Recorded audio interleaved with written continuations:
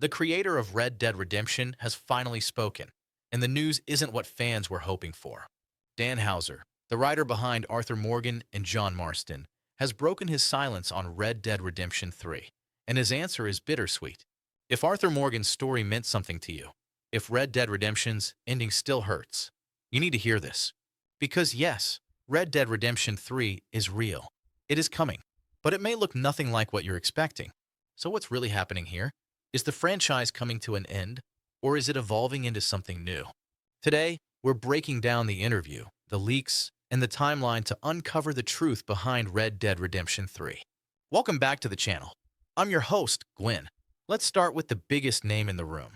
The most important update we've had in years comes directly from Dan Houser himself. If you don't recognize the name, you definitely know his work.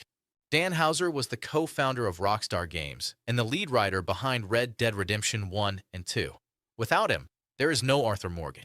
There is no John Marston. There is no line that says, "I gave you all I had." He is the architect behind the emotional damage millions of players still carry.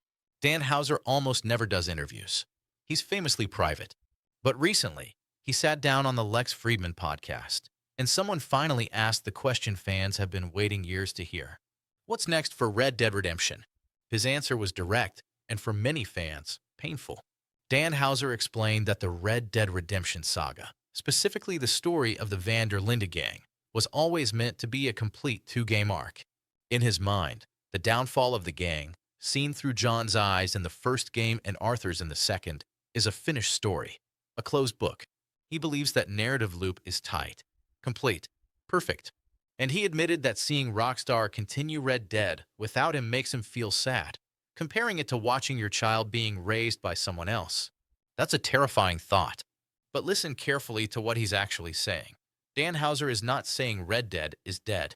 He's saying that this story, Dutch, Arthur, and John, doesn't need a third chapter. And honestly, when you step back from the hype, he might be right. Red Dead Redemption 2 is widely considered one of the greatest stories ever told in gaming. Trying to squeeze another tragic ending out of the same characters could dilute what made it special. Here's the scary part, though. Dan Houser left Rockstar Games in 2020. He has zero creative control over what happens next. He openly said he doesn't own the IP. It was part of the deal. He called it a privilege to work on these worlds, but not something you own forever. Which means we are officially in uncharted territory. Red Dead Redemption 3 will be the first Red Dead game made without the man who defined the soul of the franchise. It's like a Tarantino movie written by someone else. Can Rockstar pull it off? Can they capture lightning in a bottle again? That's the multi-billion-dollar question.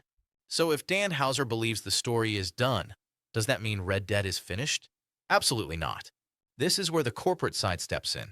Strauss Zelnick, the CEO of Take-Two Interactive, has publicly called Red Dead Redemption a permanent franchise.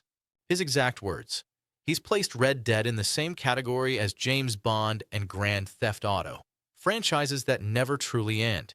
And from a business perspective, it makes perfect sense. Red Dead Redemption 2 has sold over 65 million copies. It's one of the best-selling entertainment products in history. Red Dead 3 isn't a question of if. It's a question of when. Even the actors know it. Roger Clark, the voice of Arthur Morgan, has said he's confident Red Dead 3 will happen someday. Rob Wyathoff, the voice of John Marston, has teased that conversations have already happened about taking the franchise beyond the original era. So now the real question becomes, what will Red Dead Redemption 3 actually be? This is where the leaks come in and where things get interesting. In late 2023, a credible insider claimed Red Dead Redemption 3 is officially in development. While most of Rockstar is focused on GTA 6, a smaller team has already begun early pre-production on Red Dead 3. That alone isn't surprising. But earlier this year, fans discovered a Rockstar developer's LinkedIn profile before it was quickly deleted. That resume explicitly listed work on Red Dead Redemption 3, and buried inside it was one small detail that changed everything: vehicle AI. In a cowboy game, vehicles usually means horses or wagons. But vehicle AI typically refers to motorized traffic, cars, trucks, roads. That single line sparked the biggest theory in the Red Dead community. Red Dead Redemption may 3rd move forward in time. Imagine a Red Dead game set in the early 1900s. The Old West is dying. Fences replace open land. Oil rigs rise from the plains. Horses share muddy roads with early automobiles. Think Peaky Blinders meets Yellowstone. Outlaws trading revolvers for Tommy guns. Bootleggers, organized crime, industrial America taking over. This actually fits the timeline perfectly. John Marston dies in 1911. The epilogue with Jack Marston takes place in 1914. World War I is beginning. The age of the outlaw is ending.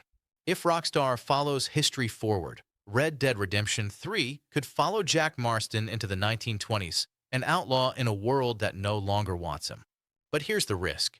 Go too modern, and it stops being Red Dead. Fans fear it could become GTA 1920, and that fear is valid. There is another option, and for many fans, it's the safer one. Go backward. We've seen the death of the West in Red Dead 1. We've seen the dying days of the West in Red Dead 2. Why not show us the golden age? The peak of the outlaw era. No cars, no telephones, just pure frontier freedom. We could witness the formation of the Van der Linde gang. Play as a young Dutch or Hosea. See the legendary campfire stories happen in real time. Annabelle, Colm O'Driscoll before the feud. And finally, the Blackwater Massacre. For 2 games, that event has been mythical. A prequel could finally let us experience it. The downside, we already know how it ends. Prequels lose tension when the fate is sealed. Or Rockstar could go completely wild. A total reboot. New characters. New locations. Red Dead Australia. Ned Kelly and the Bushrangers. Or Sadie Adler in South America. Bounty hunting through jungles and mountains. The possibilities are endless. Now for the part nobody wants to hear. Time. Rockstar doesn't rush games. GTA 5 released in 2013. Red Dead Redemption 2 in 2018. GTA 6 is expected in 2025. If Red Dead 3 is still in early development and full production starts after GTA 6, we're realistically looking at 2031 or later. That's a long wait, but that's modern AAA gaming. So where does that leave us? A CEO who says the franchise is permanent.